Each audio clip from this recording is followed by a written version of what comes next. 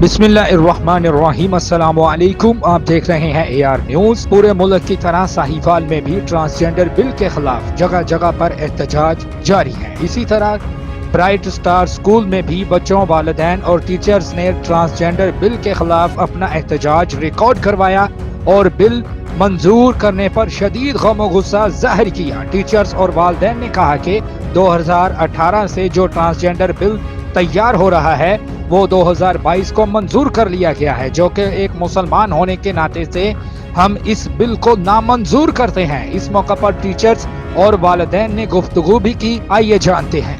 ये जो 2018 में तमाम सियासी जमातों ने मिलकर एक बिल मंजूर किया जो अल्लाह ताला के साथ खुली जंग है, उस हमारी शरीयत के साथ जंग है, अल्लाह के नबी सल्लल्लाहु अलैहि वसल्लम की लाई हुई शरीयत के साथ जंग है।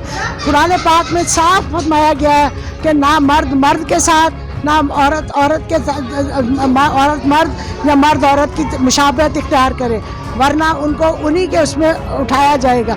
ये हमारी नस्लों को तबाह कर रहे हैं और ये सब मिले हुए हैं इस मामले में। तो अल्लाह ताला इनको हिदायत दे कि जो ऐसे खुला एलानिया जंग कर रहे हैं अल्लाह ताला के साथ, इनको फौरी तौर पर ऐसे तमाम कवानीन मनसूख किए जाए, वरना अल्लाह का अज़ाब मंजूर करने वालों पर नाज़िल हो।